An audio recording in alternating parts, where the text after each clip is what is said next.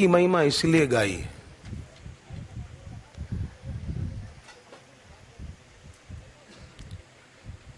कि साधक किसी की बातों में उलझ न जाए, खुद ऐसा सुलझा हुआ हो कि कोई उसको उलझाना चाहे तो उलझे नहीं, बहक न जाए। कोई तुमको उलझाना चाह रहा है, तुमको परेशान करना चाह रहा है और तुम उसकी बातों से परेशान हो गए, उद्विग्न हो गए, तो मतलब अपने सुख दुख की चाबी उनकी जेब में रखी है कि तुम जब चाहो चाबी घुमाओ, हम दुखी हो जाएं, और तुम जरा हमारे कुछ ऐसा बोलो हम सुखी हो जाएं। दूसरों की जेब में क्यों चाबियां रखना, अपनी जेब में रखें। तो तुलसीदास जी इसीलिए प्रार्थना करते हैं भगवान को कि हे भगवान, बिगड़ी सेवक की सदा साहिब ही सुधारी, तुलसी पर तेरी कृपा निरुपाधि निराली। तुम्हारी कृपा है गुरुदेव, आपकी कृपा निराली है, सबसे श्रेष्ठ है। देहि अवलंब कर कमल, मुझे आपके कर कमल का आधार दे दो, सहारा दे दो। देहि अवलंब कर कमल, हे भगवान, हे गुरुदेव, आप दुखों को दूर करने वाले हो, बड़े बड़े संतापों का नाश करने वाले हो, आप केवल आपके हाथ का सहारा दे दो। देहि अवलंब कर कमल, कमला रमन दमन दुख शमन संताप भारी। बड़े बड़े संतापों को नाश कर देते हो।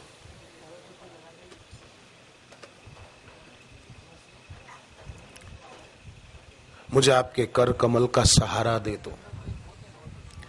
गोपियों ने भी गोपी गीत में भगवान को कहा, शिरसी देहि न श्री कर ग्रहम, आपका हाथ हमारे सिर पे रख दो। अब सवाल ये होता है, फिर तुलसीकृत रामायण में ये बात आती है, बिन पद चले सुने बिनु काना, कर बिनु कर्म करे विधि नाना। भगवान बिना पैर के चलते और बिना हाथ के सारे काम कर देते हैं। और फिर प्रार्थना भी की है गोपी गीत में गोपियों ने, आपका हाथ हमारे सिर पे रखो, कर बिनु कर्म करे विधि नाना। तब कैसे काम होगा? हम गुरुदेव अभी आए थोड़ी देर बाद यहाँ पर, और हम गुरुदेव को बोले कि आज ही हमने सत्संग में सुना है कि आपका हाथ हमारे सिर पे रख दो बापू, हम तुम्हारो हाथ मारा माथा पर मुकी दो, एक बार बस आपका हाथ हमारे सिर पे रख दो। अब ये इच्छा किसको नहीं होगी बताओ? आप में से कोई भाई कोई बहन ऐसी है जिसकी ऐसी इच्छा न हो कि बापू हमारे सिर पे हाथ रख दें? आपकी मेरी हम सबकी इच्छा होगी। मैं भी इस इच्छा से दूर नहीं हूं, मेरी भी होगी कि मेरे सिर पे हाथ रखें।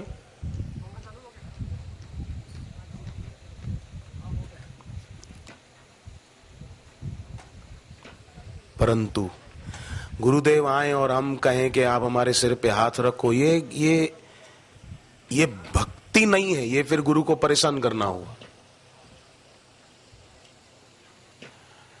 क्या गुरुदेव नहीं चाहते कि मैं मेरे प्यारे साधकों के सिर पे हाथ रखूं, उनको आशीर्वाद दूं, उनकी उन्नति हो, वो हर तरह से सुखी हो? क्या गुरुदेव नहीं चाहते हैं? गुरुदेव स्वयं चाहते हैं, तभी तो हमें ऐसा अवसर देते हैं कि हम स्थावर तीर्थ और जंगम तीर्थ का मिलन हो, ऐसी जगह पर हम लाभ लें। ये तीर्थ भूमि और गुरु भी जंगम तीर्थ, मुद मंगलमय संत समाजो, जो जग जंगम तीर्थ राजो, ऐसे स्थान पर हम लाभ लें। क्या ये उनका हाथ हमारे सिर पर नहीं है? परंतु फिर भी जैसे बोलते हैं ना, धन में और भोग में संतोष करो, पर साधना में कभी संतोष मत करो कि मेरी इतनी माला हो गई, इतना पाठ हो गया। नहीं, चलो समझो नियम की 20 माला 51 माला जो जितनी करते हैं उतनी हो भी गई तो करो। क्या तीर्थ में आए 10 माला ज्यादा कर लो भाई, क्या बुरा है? 20 माला ज्यादा कर लो, 30 माला ज्यादा कर लो, रात को भी थोड़ी देर समुद्र किनारे बैठ के जप कर लिया, क्या बुरा क्या है और घाटा क्या है इसमें? तो साधना में कभी संतोष नहीं। ऐसे ही मेरे गुरुदेव मेरे सिर पे हाथ रख दें, तो अब हम अगर गुरुदेव को कहें तो ये थोड़ा थोड़ा अशोभनीय लगता है।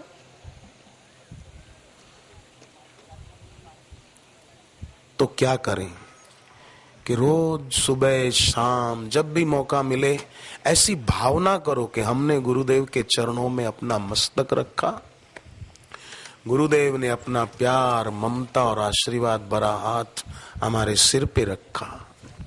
शिरसि देहि न श्रीकर ग्रहम, उन्होंने अपनी करुणा कृपा बरसाई। ऐसी भावना करें, भावों में बड़ी शक्ति है,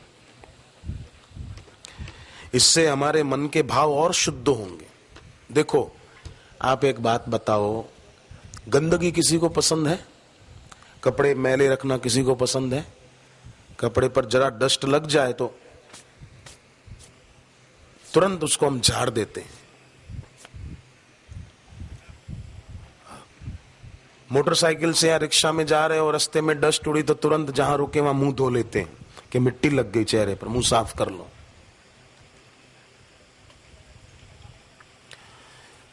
अस्वच्छता किसी को पसंद नहीं है, स्वच्छता सबको पसंद है।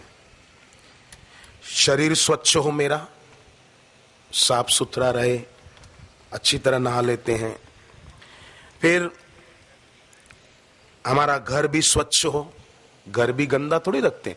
जिसके घर में लोग सुबह सफाई से पहले नाश्ता कर लेते हैं ना, उनके घर में लक्ष्मी नहीं टिकती, और जहां नाश्ते से पहले सफाई हो जाती है घर में, वहां लक्ष्मी टिकती है।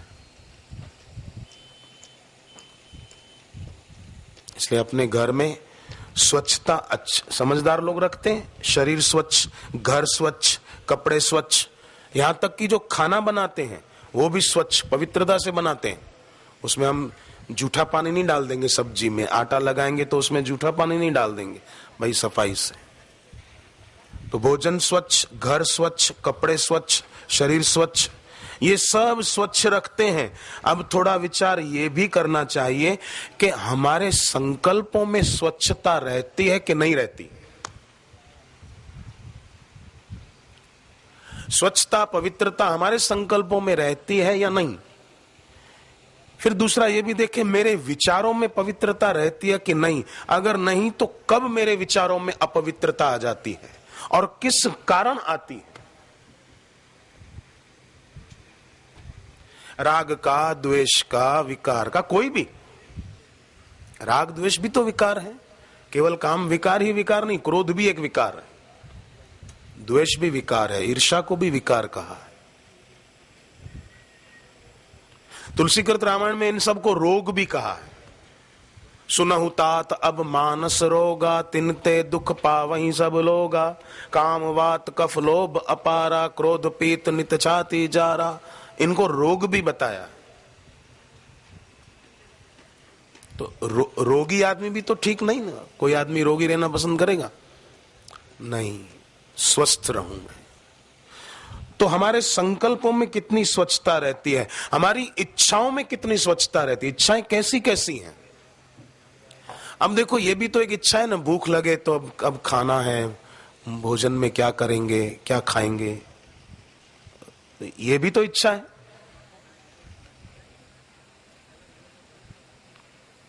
तो इच्छाओं में भी स्वच्छता, विचारों में भी स्वच्छता, पवित्रता, और आंतरिक स्थिति उसमें भी स्वच्छता। एकादशी आए तो उपवास करते हैं, जप करते हैं, पर बदले में क्या चाहते हैं? व्रत अच्छी बात है, व्रत वाले दिन जप ज्यादा अच्छी बात है।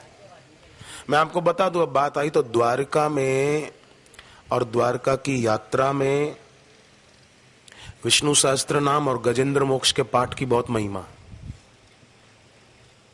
अब विष्णु सहस्त्र नाम सब न पढ़ सके तो 10 माला गुरु मंत्र की ज्यादा जप लें तो 1000 जप हो जाएंगे ना। एक में 108 तो 1000 से ज्यादा हो ही गया। गजेंद्र मोक्ष के पाठ की महिमा है। ये सब बातें स्कंद पुराण में बहुत अच्छी तरह से लिखी हुई है। द्वारिका में अगर कोई व्यक्ति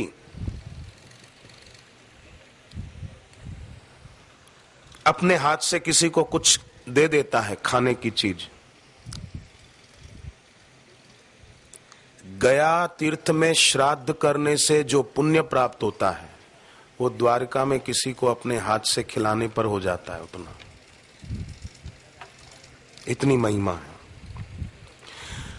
खुद तो जा रहे हैं द्वारिका सत्संग में, पर और किसी को प्रेरणा देते हैं कि नहीं द्वारका में बापू का सत्संग है, चलो आपको चलना चाहिए, इस पवित्र तीर्थधाम में गुरुदेव का सत्संग सुनना चाहिए। जो व्यक्ति खुद दूसरों को ऐसी प्रेरणा देते हैं वो निश्चित रूप से शरीर छूटने पर भगवान विष्णु के धाम में चले जाते हैं। कि तीर्थ में गुरुदेव का सत्संग है, आपको सुनना चाहिए, आपको बैठना चाहिए, द्वारका में 3 दिन रहना चाहिए, आप चलो। आप में से किसी ने किसी को प्रेरणा अगर दी है तो स्कंद पुराण का वचन है, मैं अपने मन से बनावट करके कोई बात बोलने में मानता ही नहीं हूं। शास्त्र की बात हो तो ही बोलो, नहीं तो बाकी वाणी का विलास क्यों करना। तो स्कंद पुराण में ऐसा लिखा है। हा?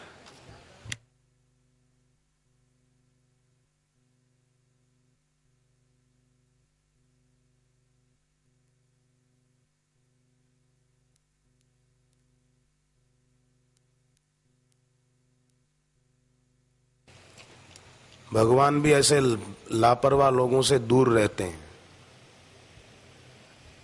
ऐसा आदमी गुरु और ईश्वर का प्यारा कभी नहीं बन पाता जो अपने कर्तव्य से जी चुराता है। अपने अपने स्वे स्वे कर्मण्य विरता संसिद्धि लभते न रहा।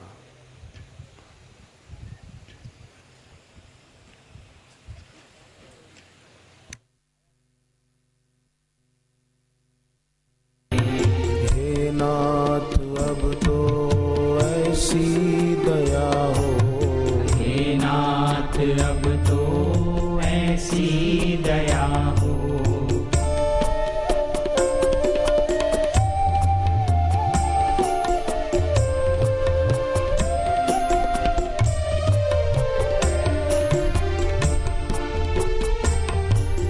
छूटे कभी ना दामन तुम्हारा, छूटे कभी ना दामन तुम्हारा। तुम्ही पे भरोसा अटल हो हमारा, तुम्ही पे भरोसा अटल हो हमारा। हृदय से तेरी भक्ति न जाए, हृदय से तेरी भक्ति न जाए। हे नाथ अब तो ऐसी दया हो, हे नाथ अब तो ऐसी दया हो। जीवन निरर्थक जाने न पाए, जीवन निरर्थक जाने न पाए। जीवन का प्रत्येक क्षण महत्वपूर्ण है भीतरी आनंद पाने के लिए। किसी अवसर की प्रतीक्षा करना कि ऐसा हो जाए तो अपने को मजा आ जाएगा, सुखी हो जाएंगे, वो व्यर्थ है। जो जानते हैं इस बात को वो हर क्षण को आनंदमय बना लेते हैं, परंतु जो अवसरों की प्रतीक्षा करते हैं वो जीवन का अमूल्य अवसर खो देते हैं। इसलिए किसी अवसर की प्रतीक्षा न करना कि ऐसा हो जाएगा तो हम सुखी हो जाएंगे। नहीं, जीवन एक कला है। जो उद्देश्य को जानकर जीता है वो यथार्थ जीता है, और जो उद्देश्य को भुलाकर जीता है उसका जीवन अयथार्थ यानी कि व्यर्थ बीत जाता है। जैसे चले तो बहुत मंजिल नहीं आई। और अगर किसी को अपने जीवन में गंतव्य का बोध न हो कि मेरी मंजिल क्या है, मेरा उद्देश्य क्या है, बोध न हो तो उसके जीवन में गति भी सम्यक नहीं हो सकती। ठीक बात है। जब गंतव्य का पता ही नहीं तो गति सम्यक कैसे होगी। इधर जाना है कि इधर जाना है, मेरा ये रास्ता है कि ये रास्ता है, इधर से जाऊं तो द्वारिका पहुंचेंगे, इधर से जाऊं तो ये रास्ता कौन सा। गंतव्य का पता हो तो गति सम्यक होगी। साधक का गंतव्य पूर्ण गुरु की पूर्ण कृपा पाना, तो उसकी साधना में गति होगी और उसके जीवन में समग्र जीवन के अर्थ का विचार होगा कि बहुत समय बीत गया, कितना बाकी है पता नहीं, पर जिसको इस जीवन के अर्थ का विचार नहीं, उसके पास फूल तो हैं और वो उनकी माला भी बनाना चाहता है। फूल हैं, माला भी बनाना चाहते हैं उन फूलों की, और वो भगवान और गुरु को अर्पण भी करना चाहते। ये माला फूलों की मैं मेरे गुरुदेव को या द्वारिकाधीश को अर्पण करूं, पर उसके पास ऐसा धागा नहीं है जो उनको जोड़ सके। फूल बिखर गए, सांसों के फूल बिखर गए जो ईश्वर और गुरु के गले की माला बन सकते थे, गंवा दिए, पंखुड़ियां टूट गई, नष्ट हो गई। उस व्यक्ति के समस्त अनुभव आणविक होंगे और उनसे उस ऊर्जा का जन्म नहीं होगा जो आत्म साक्षात्कार में सहायक है, जो पूर्ण गुरु की पूर्ण कृपा पाने में सहायक है। वो व्यक्ति उस अनुभव से वंचित रह जाएगा और उस अनुभव के अभाव में जीना न जीना सब बराबर हो जाता है। ऐसा व्यक्ति उस पेड़ की तरह है, न फूल लगे, न फल, न छांव, पत्ते भी नहीं है कि कोई नीचे बैठ सके, छांव पा सके, गर्मी से राहत पा सके। ऐसे पेड़ की तरह है, न फूल लगे, न फल, न पत्ते, न कुछ। ऐसा व्यक्ति सुख और दुख को तो जानेगा, अनुकूल परिस्थिति आई राजी होगा, प्रतिकूल परिस्थिति आई परेशान होगा, पर स्वरूपगत आनंद को नहीं जान पाएगा, नहीं उसका अनुभव कर पाएगा। सुखद परिस्थिति आई सुख को जानेगा, दुखद परिस्थिति आई दुख को जानेगा, पर सुख दुख से अतीत की यात्रा हो ही नहीं पाएगी। और जबकि मनुष्य शरीर पाप का फल दुख भोगने के लिए नहीं है, पुण्य का फल सुख भोगने के लिए ही नहीं है। पाप और पुण्य, सुख और दुख दोनों से पार की यात्रा करने के लिए। अगर मनुष्य जीवन पुण्य का फल सुख भोगने के लिए ही होता तो वो तो स्वर्ग में हो जाता है। अगर मनुष्य जीवन पाप का फल दुख भोगने के लिए होता वो तो नरक में हो ही जाता है। मनुष्य जीवन इन दोनों से अतीत का अनुभव करने के लिए है, जो कि सदगुरु के चरणों में बैठने वाले को होगा। दवाई तो ली नहीं, बोले मेरी तबीयत अच्छी हो जाए। विद्यार्थी तो बना नहीं, बोले मैं प्रोफेसर बन जाऊं, मेरे को तो सीधा लेक्चरर बनना है। तू पहले विद्यार्थी तो बन, पढ़ाई में ध्यान दे, रिजल्ट अच्छा आना चाहिए। शिक्षक और जो पढ़ाने वाले हैं उनकी बात पर ध्यान दे। तो सच्चे आनंद को पाना है, आत्यंतिक सुख को पाना है, तो जीवन को फूलों की माला बनाए और समस्त अनुभवों को एक लक्ष्य के धागे से अनुसूत करें। इसी से सार्थकता और कृतार्थता प्राप्त होगी। नहीं तो आसमान से पानी गिरा बरसात में, वो तो मीठा था, पर उसको रोका नहीं, उसका सही उपयोग किया नहीं, तो नदी नालों में बहते बहते समुद्र में मिलकर वो भी खारा हो गया।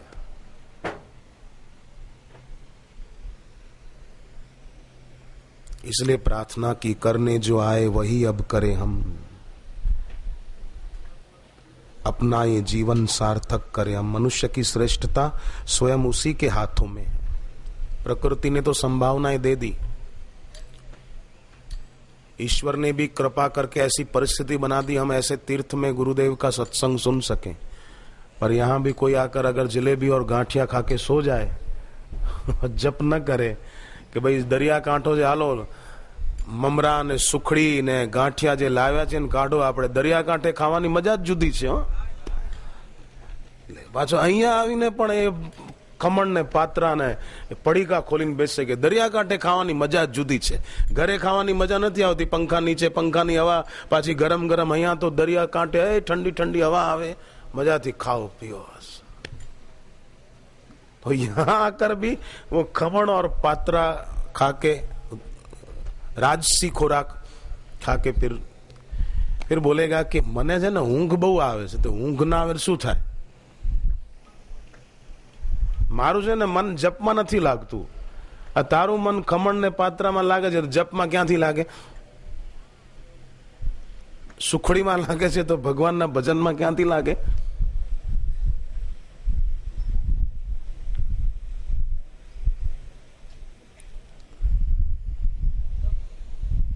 થોડાક મિત્રો યાત્રામાં નીકળ્યા હતા, તો એમાં यात्रा घना दिवस चाले एवी हती।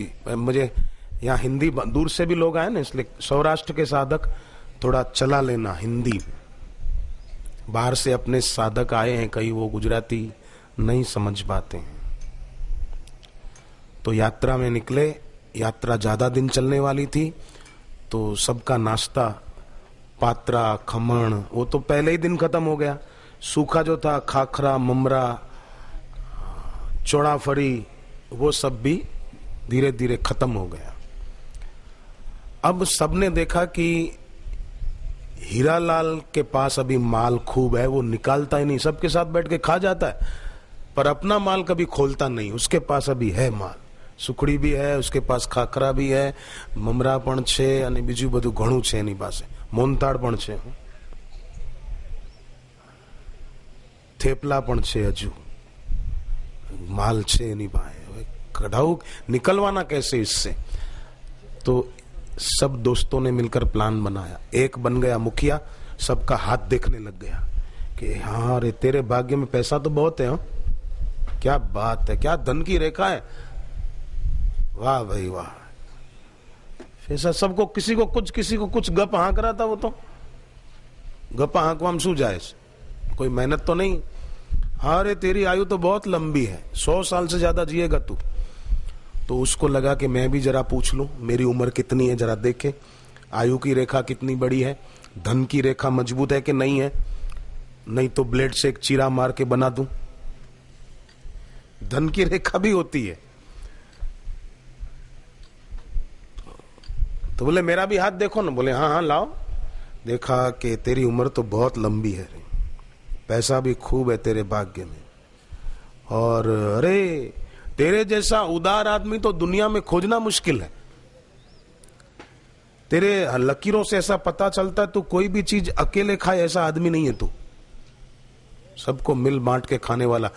दरिया जेवो दिल छे तारो दरिया देवो, द्वारका नो दरियो केवो हेम तारो दरिया दिल छे। तो वो तो खुश हो गया, आयु लंबी है, पैसा भी खूब है, अब थोड़ी बहुत चीजें हैं, ये बोल रहा है कि उदार हो तो लेन बांट दो ना, अपना क्या जाता है, थोड़ा ही तो जाएगा माल, क्या है। तो उसने कहा हाँ उदार दिल हूं ना मैं। बोले हाँ तू बहुत उदार आत्मा है। उसने अपना थैला निकाला, ममरे निकाले, खाखरे गुजराती लोग बनाते वो निकाले, सुखड़ी थी वो निकाली, मोहनताल भी निकाला। सब ने कहा कि भाई ऐसा मौका फिर नहीं मिलेगा, झट झट झट झट खा गए। तो मनुष्य की श्रेष्ठता किसी को ठगने में नहीं है, मनुष्य की श्रेष्ठता इसमें है कि अश्रेष्ठ उसको न चलाए।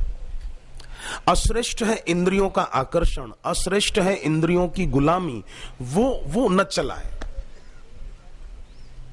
तो मनुष्य की श्रेष्ठता उसके खुद के हाथ में है, वह स्वयं ही स्वयं को निर्णीत करता है। ये स्वतंत्रता बड़ी महिमापूर्ण है, बड़ी महिमापूर्ण है।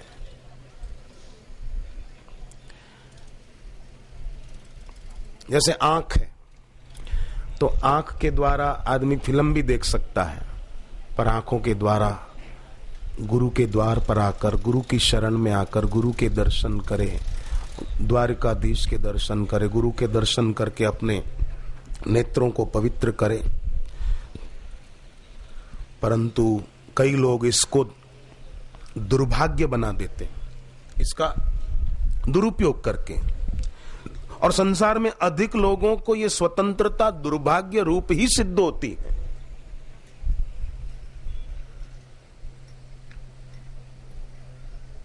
अधिक लोगों को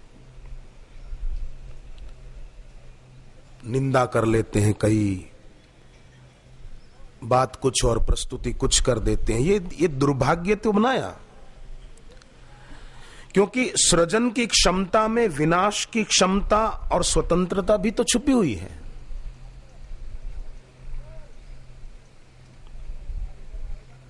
धरती वही की वही है। कोई महात्मा गांधी बनकर भी जी लेता है तो कोई नथुराम गोडसे बनकर भी तो जी लेता है। महात्मा गांधी ने क्या नहीं किया देश हित के लिए, जनहित के लिए, और नथुराम गोडसे ने क्या किया? धरती वही है। यहां पर कोई मीरा की तरह जी लेता है तो कोई मंथरा की तरह जी लेता है। धरती वही है। यहां पर कोई प्रहलाद की तरह जी लेता है तो कोई हिरण्याकश्यप की तरह जी लेता है।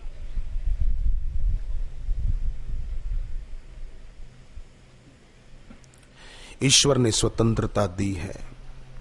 जो अपने जीवन में गुरु और गुरु भक्ति के द्वारा ऊपर की ओर नहीं उठता, वो व्यक्ति अनजाने और अनचाहे ही पीछे हटता है और पतंती नरकेषु चौ हो जाता है।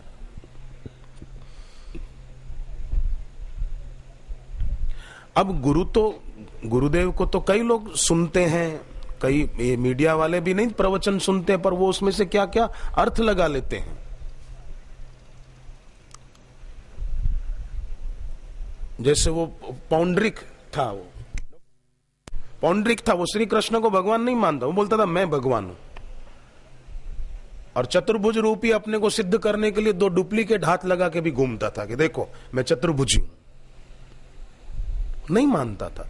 तो पौंड्रिक देखा जाए तो स्थूल रूप में वो नहीं है, पर सूक्ष्म रूप में कई लोगों के अंदर में वो बैठा है जो भगवान और भगवत प्राप्त गुरु की सत्ता को, उनके अस्तित्व को स्वीकार नहीं करता है। और कई साधकों के दिल में ध्रुव, प्रहलाद, मीरा और शबरी की आत्माएं बैठी हैं जो ईश्वर और गुरु के अस्तित्व को स्वीकार करके इस प्रकार घंटों भर व्रत उपवास आदि करते हुए वो तपस्या कर लेते हैं। तो मनुष्य जो है वो मृणमय और चिन्मय का जोड़ है। जैसे दिया है, दिए में ज्योत जगी तो ही दिया है, नहीं तो वो नाम का दिया है। ज्योत नहीं जगी तो दिवोसा नाम, खाली नाम नोच कहवाए, खाली नाम मात्र का दिया है, ज्योत तो नहीं जगी। ऐसे ही मनुष्य है, पर आत्मज्ञान की ज्योत नहीं जग पाई, गुरु की शरण में नहीं जा पाया, दीक्षा की ज्योत नहीं जग पाई, तो वो मनुष्य नाम मात्र का मनुष्य है। बाकी उनके लिए तो शास्त्र में कहा ते मर्त्य लोके भुवि भार भूता मनुष्य रूपेण मृगाश्चरन्ति। मनुष्य के रूप में पशु से भी गए बीते। पशु तो अपना कर्म फल भोग कर मनुष्य बनने वाले हैं, और मनुष्य ऐसा करके फिर से पशु बनने की तैयारी में है। तो मनुष्य मृणमय और चिन्मय, इसका जोड़ है। जो वासना का अनुसरण करेगा पतित होगा, और जो गुरु की शरण में जाकर चिन्मय का अनुसंधान करेगा और उसी में रत रहेगा, उतर जाएगा, मुक्त हो जाएगा। तो गुरु से ज्ञान सुनते हैं, फिर बुद्धिमान विवेकी साधक शांत बैठ के उसका मनन करते हैं। सत्संग के बाद शाम को भी सत्संग गुरुदेव का पूरा हो तो तुरंत अब ये खाओ, अब ये पियो नहीं। यहां जगह है ऐसी, समुद्र किनारे जाके बैठ गए शांत, और ज्ञान का विचार किया। श्रवण के बाद मनन की भूमिका है। जो जितना सत्संग सुनने के बाद शांत हो जाता है ना, उतना वो आध्यात्मिक उन्नति ज्यादा कर पाता है। जैसे शुकदेव जी का सत्संग सुनते सुनते परीक्षित राजा ने ये नहीं कहा कि अब मुझे भूख लगी, मैं खाने जाऊं, छुट्टी करो। परीक्षित सुनते गए, उनकी भूख प्यास विदा हो गई। और शुकदेव जी को कहते हैं जिस भूख और प्यास के कारण मैंने एक ऋषि का अपमान कर दिया, उनके गले में मरा हुआ सांप डाल दिया, अब वो भूख प्यास कहाँ चली गई मुझे पता नहीं है। मैं तो सत्संग सुन रहा हूं, आप मुझे सुनाते जाएं, मैं उसी से तृप्त हो रहा हूं। मेरी भीतरी स्वच्छता पवित्रता बढ़ रही है आपके वचनों को सुनने से। संकल्पों की स्वच्छता पवित्रता, विचारों की स्वच्छता पवित्रता, मन के भावों की स्वच्छता पवित्रता स्वाभाविक बढ़ती। सत्संग में कुछ न करें तो भी उन्नति होती है, और कुसंग में कुछ न करो तो भी अवनति होती है। जो व्यक्ति सोया है, मूर्छा में है, वो व्यक्ति और अधिक पतित होता चला जाता है, और अधिक शास्त्र से, गुरु की कृपा से दूर होता जाता है। पर जो गुरु के वचनों को आदर पूर्वक सुनता है, वो मूर्छावस्था को तोड़ पाता है। जैसे कोई कोमा में है, तो गुरुदेव ने सत्संग में बताया था एक बार के सिर में तिल का तेल लगाकर ओम एम एम एम मंत्र बोले, उसके कान में उसका नाम बोलकर उसको सचेत करें कि तुम ठीक हो रहे हो, और ये मंत्र बोलते हुए मालिश करें। एक व्यक्ति कोमा में था, ठीक हो गया, कोमा से बाहर आ गया। तो जैसे गुरुदेव की बताई हुई इस युक्ति से ओम एम एम बोलते हुए उसको मालिश किया और उसका नाम बोला, वो कोमा से बाहर आ गया। ऐसे ही गुरुदेव का जो ज्ञान है, जो आत्मज्ञान का सत्संग है, उसको विचारते विचारते हम जो अज्ञान में, मोह में सोए हुए, मोह की नींद में, उससे हम जाग सकते हैं। और जागृत व्यक्ति अमूर्छित चित्त दशा, कईयों की चित्त की स्थिति कैसी, मूर्छित है। जब गुरु के ज्ञान का मनन करेंगे, विचारेंगे, तो अमूर्छित चित्त दशा में पाप वैसे ही असंभव है जैसे कि जागते हुए और जानते हुए अग्नि में हाथ डालना असंभव है। अभी समझो यहां अग्नि जल रही हो, तो क्या हम लोग उसमें हाथ डालेंगे? नहीं, पता है हाथ जलेगा, दूर रहेंगे। सांप आ जाए, जहरी नाग आ जाए, कोबरा नाग आके बैठ जाए, तो क्या हम उसके सामने बैठेंगे हाथ जोड़ के, लाओ थोड़ा अमृत दे दो, अमृत दे दो? अरे उसके पास जहर है, वो अमृत क्या देगा? तो अमूर्छित चित्त दशा में भूल उसी प्रकार असंभव है जैसे जागते हुए और जानते हुए आग में हाथ डालना असंभव है। इसलिए बड़ी बात यह है कि हम साधकों की अमूर्छित चित्त दशा, मैं उस स्थिति को उपलब्ध हो गया हूं ऐसी बात नहीं है, मैं भी वो स्थिति प्राप्त करना चाहता हूं। हम भी चाहते हैं कि हमारी वो स्थिति हो, अमूर्छित चित्त दशा।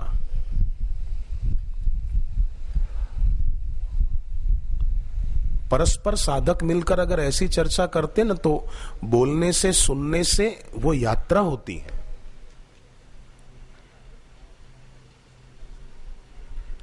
पर परस्पर राग द्वेष की और निंदा स्तुति की बातें करने से वो स्थिति जो हो रही थी, उल्टा हम उससे नीचे आ जाते हैं। इसलिए भगवत गीता में ये श्लोक है, बोधयन्तः परस्परम, परस्पर मिलो तो ऐसी बात ही करो। तो मुझे ये बात बहुत अच्छी लगती है, अमूर्छित चित्त दशा।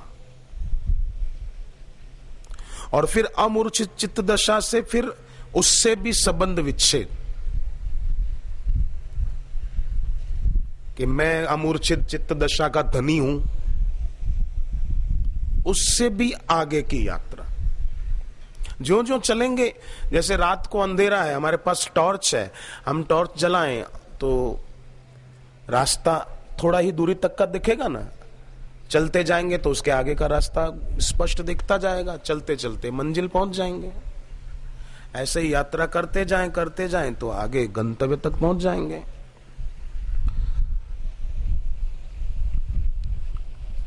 महाराज जी सत्संग कर रहे थे, एक व्यक्ति झोंके खा रहा था, तो महाराज ने पूछा, क्यों भैया? बाजू वाले को कहा, इसको जरा हिलाओ तो। हिला है, क्यों भैया सो रहे हो? बोला नहीं महाराज। ठीक है, ध्यान से सुनो। 2 मिनट सुना, फिर सोने लगा। महाराज ने उसके बाजू वाले को कहा कि इसको जरा जगाओ। जगाया, क्यों सो रहे हो? बोले नहीं। थोड़ी देर सुना न सुना, फिर सोने लगा। महाराज ने अब पूछा, वो प्रश्न अद्भुत था। पहले 2 बार कहा, सो रहे हो? बोले नहीं। सो रहे हो? नहीं। अब कहा, क्यों जी रहे हो? बोले नहीं। भूल से सही उत्तर निकल गया। बोले गलती से सही जवाब आ गया उसकी जुबान पर। जी रहे हो? बोले नहीं। नींद में कोई आदमी हो और वो जी रहा है, वो तो मर ही रहा है। निद्रा में जो है वो मृत तुल्य है। प्रमाद पूर्ण जीवन और मृत्यु में अंतर ही क्या है? तो गुरु की वाणी में जिसकी महत्व बुद्धि होती है, वो इस प्रमाद से ऊंचा उठ जाता है। वो प्रमादी जीवन नहीं, प्रमोदी जीवन जीता है, आनंद में।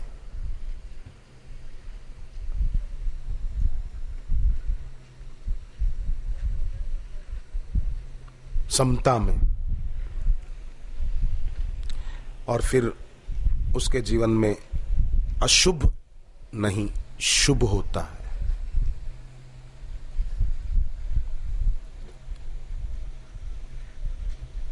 मैं तो सचमुच साधकों को देखता हूं कि तपस्या करते हुए, गाड़ी बस मिली न मिली, थोड़ा पैदल चलते हुए भी सत्संग की जगह पर आकर बैठते, उनको बहुत बहुत लाभ होता है। बाहर से भले न भी दिखे पर उनकी स्थिति बहुत अच्छी होती है, ऊंची होती है। और जो इसको महत्व नहीं दे पाते वो तो ऐसे जैसे सूर्य की ओर कोई आंख बंद किए हुए रहे, तो क्या उसको सूर्य से लाभ होगा। और जो व्यक्ति आंखें बंद किए हुए जी रहा है, गुरु और गुरु की महिमा को नहीं जान पाता है, आंखें बंद करके चल रहा हो कोई, तो उसके पैरों का गड्ढे में चला जाना क्या आश्चर्यकारक थोड़ी है। आंखें बंद थी तो स्वाभाविक खड्डे की तरफ जाएगा, गिरेगा। ऐसे ही जो गुरु को, गुरु की महिमा को नहीं देख पाता तो स्वाभाविक वो पतन की खाई में, जन्म मरण की खाई में जरूर जाएगा। और तैयारी खुद कर रहा है, गुरु की निंदा करके, आलोचना करके। गुरु का कुछ घटने वाला नहीं है। हिमालय की शिखरता को आंधी कभी झुका नहीं सकती। आप बताओ भाइयों, क्या हिमालय की ऊंचाई को आंधियां झुका देगी? ऐसे निंदकों के शब्दों की आंधियां क्या बापू की ऊंचाई को झुका सकती हैं? नहीं झुका सकती। बल्कि उस हिमालय के शिखर को छूकर आने वाली हवाएं भी ठंडी हो जाती, उनको भी शीतलता प्राप्त हो जाती है। कौए की कांव कांव वो शेर की गर्जना को दबा नहीं सकते। कांव कांव कौए कितनी भी करें, क्या दबा पाएंगे? कौन दबा पाएंगे? कागज का बचपन में नहीं बनाते थे क्लास में, वो कागज का जहाज बनाते थे, ऐसे थोड़ा कागज मोड़कर उड़ाते थे। तो कागज के बने जहाज कितनी ऊंचाई पर उड़ सकेंगे बताओ, और कितनी देर उड़ पाएंगे? तो निंदकों की बातें जो है ना, वो और मीडिया वाले जो निंदक हैं, उनकी बातें कागज के जहाज ही हैं, ज्यादा उड़ नहीं पाएंगे।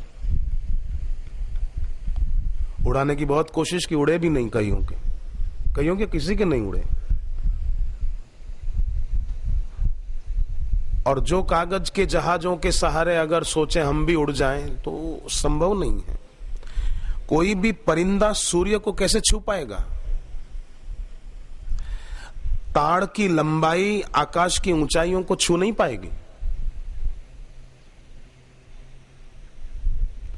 पर साधक वो भीतर से ऐसे ऊंचे उठते हैं कि वो उन ऊंचाइयों को छू सकते हैं। कोई आदमी ऊपर जा रहा है और आप उससे मिलना चाहते हैं, पर आप नीचे की ओर जा रहे हैं, तो मिलना कैसे होगा? वो ऊपर जा रहे हैं और वो नीचे उतर रहा है, तो मुलाकात संभव ही नहीं है। तो गुरु है अनंत अनंत ऊंचाइयों पर। साधक भी जप ध्यान करते हुए ऊंची यात्रा करते हैं तो साधक वहां पहुंच सकते हैं। पर जो जप नहीं करते, व्रत नहीं कर पाते, संयम नियम नहीं रख पाते, वो जा रहे नीचे की ओर, वो कभी मिल नहीं पाएंगे। वो तो अधो गच्छन्ति तामसा। और साधक नियम से यात्रा कर रहे हैं, वो पहुंच जाएंगे। जैसे सीता जी की खोज में पहले हनुमान जी पहुंचे थे ना, दूसरा कोई भी नहीं पहुंच पाया था। पर बाद में कथा आती है कि सब पहुंच गए, पूरी वानर सेना पहुंच गई। राक्षसों को मारा, मां सीता जी का आशीर्वाद पाया सबने, सब पहुंचे। ऐसे साधक हम सब पहुंचेंगे। जैसे वानर सेना पूरी पहुंच गई, ऐसे हम भी पहुंचेंगे, क्योंकि हमारे गुरुदेव समर्थ हैं। तो समर्थ गुरु का शिष्य असमर्थ क्यों रहेगा? समर्थ गुरु का सेवक भी समर्थ होगा अगर गुरु के कहे में वो साधना करता रहा। तो ये समझो अभी अपन समुद्र किनारे बैठे, कोई जाकर समुद्र किनारे एक बड़ा पत्थर उठा के समुद्र में डाले तो क्या होगा? समुद्र को कोई फर्क थोड़ी पड़ेगा, बल्कि छींटे उस आदमी पर ही आएंगे जिसने फेंका है। ऐसे ही गुरु कृपा के, समता के, विवेक के सागर हैं, उसमें जो निंदा के कंकर डालेंगे तो छींटे उन लोगों पर ही आएंगे ना। लोग भी समझ गए कि अमुक ये सब जो निंदा आलोचना करते हैं वो उनके अंदर ही ऐसा है कुछ जो शब्दों में गंदगी व्यक्त होती। गहराई में जो होगा वो उसकी वाणी के द्वारा परिचय मिल जाएगा उसका। जैसे वो बात बताई थी कि आई एम गोइंग का अर्थ क्या है, बोले मैं जा रहा हूं। अरे तू जाएगा कैसे, पहले अर्थ बता। अब वो अर्थ ही तो बता रहा है, तू उस अर्थ में टिकना ही नहीं चाहता, क्या किया जाए। एक आदमी बैंक में गया लोन लेने के लिए, तो मैनेजर ने देखा कि इस आदमी को मैं जानता हूं, मेरा परिचित है, बेचारा अच्छा धर्मात्मा आदमी है, पैसों की जरूरत है अभी।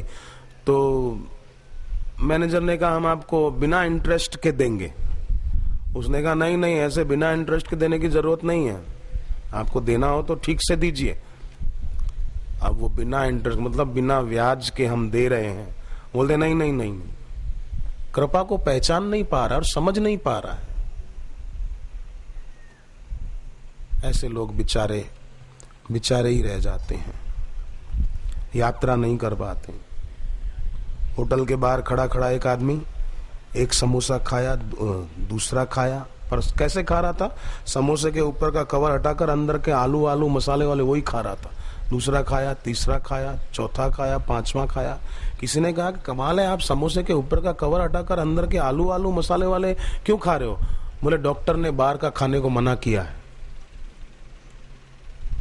इसलिए मैं बाहर का नहीं खाता हूं, मैं अंदर का ही खाता हूं। ये क्या कर रहा है, ये अंदर का खा रहा है, डॉक्टर ने मना किया है, क्या करूं, इसलिए अंदर का ही खाता हूं। वो फिर भी अपना स्वास्थ्य तो बिगाड़ ही रहा है ना। ऐसे ही वे लोग हैं आलोचना करने वाले, सत्संग और भक्ति से वंचित रहने वाले। उनको लगता है कि हम कोई बड़ा बहादुरी का काम कर रहे हैं, पर बीमारी बढ़ा रहा है। अंदर का खा रहा, खाओ, पता चलेगा समय आने पर। डॉक्टर ने कहा एक आदमी को तुम्हारी तबीयत बिगड़ी है इसीलिए कि होटल में खाते हो रोज, अब मत खाना होटल में। बोले हाँ साहब बिल्कुल ठीक कहते हो, अब होटल से पैक करा के घर में लाके खाऊंगा। नहीं खाऊंगा, मेरी तबीयत खराब होती है ना, नहीं खाऊंगा। तो सूर्य की ओर जैसे कोई आंख बंद किए हुए रहे, ऐसी स्थिति में पैरों का गड्ढे में जाना स्वाभाविक है। आंखें बंद हो, जागृति न हो तो क्या होगा? नेत्रों का उपयोग ही साधुता ही है। अपनी आंखों से देख पाए कि सच्चाई क्या है, दिल दिमाग से समझ पाए तो ही जीवन का सदुपयोग है ना। नहीं तो आलोचकों की बातों में आकर अपनी श्रद्धा भक्ति जो गंवा बैठा, वो इंसान काहे का? वो तो ऐसा हुआ जैसे कोई उल्लू के कहे में अपना जीवन बिता रहा है। उल्लू को दिखता ही नहीं, जिसको खुद को नहीं दिखता वो तुमको क्या रास्ता दिखाएगा?